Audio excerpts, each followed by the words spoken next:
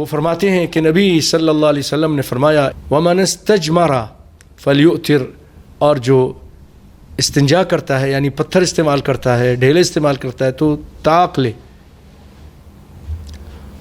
وَإِذَا اسْتَيْقَظَ أَحَدُكُم مِّن نَّوْمِهِ فَلْيَغْسِلْ يَدَهُ قَبْلَ أَن يُدْخِلَهَا فِي وَضُوئِهِ، اور جب تم میں سے کوئی آدمی نیند سے اٹھے تو اٹھتے ہی کسی پانی کے برتن میں ہاتھ نہ ڈال دے، بلکہ اس ہاتھ کو پہلے دھوئے.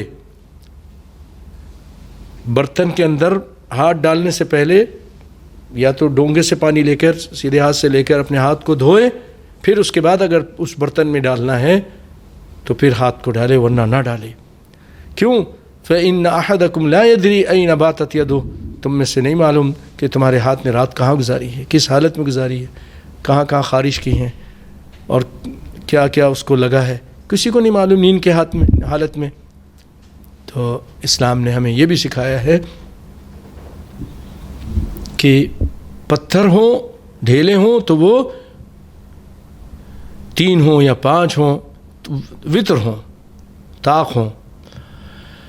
اور اس سلسلے میں ایک اور ادب سن جائیے 12واں، کہ جب آپ پتھر استعمال کریں تو ان پتھروں میں گوبر نہیں ہونا چاہیے، ہڈی بھی نہیں ہونا چاہیے، کھانا بھی نہیں ہونا چاہیے. کوئی کھانا سوکھا ہوا ہے کوئی آدمی اس کو استعمال کرا نہیں. آئیے اس کے بارے میں روایت سنتے ہیں.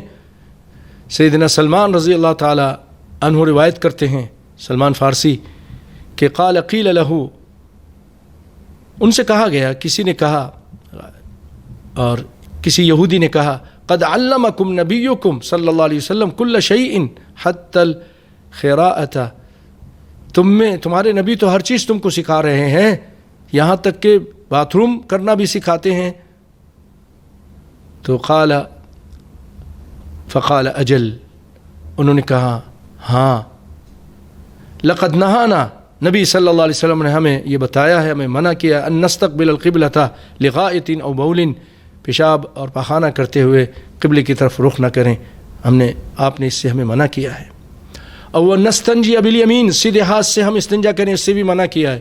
او نستنجی باقل من ثلاثۃ احجار، 3 پتھروں سے کم، ہاں 3 سے زیادہ طاق ہوں اس کی تو اجازت ہے، لیکن 3 سے کم پتھر نہیں چلیں گے، اس سے منع کیا آپ صلی اللہ علیہ وسلم نے. او ان نستنجی برجیع، یا ہم استنجا کریں گوبر سے، گوبر کسی بھی گوبر سے. ایک تو یہ کہ خود گوبر ہے وہ آپ کو کیا پاکی دے گا.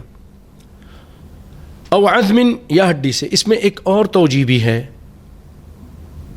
کہ جن جو ہمارے بھائی ہیں مسلمان ہیں، نبی صلی اللہ علیہ وسلم کے پاس آئے تھے اور آپ سے دعا کرائی تھی کہ ہمارے لیے اللہ سے دعا کیجیے کہ اللہ تعالیٰ کھانے کا انتظام کر دے. زمین پر تو سارا مسلمان انسانوں کا قبضہ ہے، سارا وہی کھیتی باڑی وہ کرتے ہیں، ہم لوگ کے لیے پھر آپ دعا کیجیے. تو آپ صلی اللہ علیہ وسلم نے دعا کی، جس کی وجہ سے جو جانوروں کی لید ہوتی ہے، گوبر ہوتی ہے، اس کو اللہ تعالیٰ ان کے جانوروں کے لیے چارہ بنا دیتا ہے. تو آپ اس کے ساتھ گوبر سے جب آپ استنجا کریں گے تو وہ ان کے جانوروں کے لیے بھی ناپاک ہو جائے گا، خراب ہو جائے گا. اور ہڈی سے بھی منع کیا ہے. ہڈی سے بھی اس لیے کہ جب یہ ہم ہڈی کھا کر پھینکتے ہیں تو رسول اللہ نے دعا کی ہے تو اس میں گوشت پیدا ہو جاتے ہیں، اللہ تعالیٰ گوشت پیدا کر دیتا ہے اور ہمارے جن بھائی اس کو استعمال کرتے ہیں. اب آپ بتائیے جب ہم اس کو نجس کر دیں، گندا کر دیں تو جنوں کو اس سے تکلیف ہوتی ہے. تو آپ صلی اللہ علیہ وسلم نے اس سے ہمیں منع کیا ہے.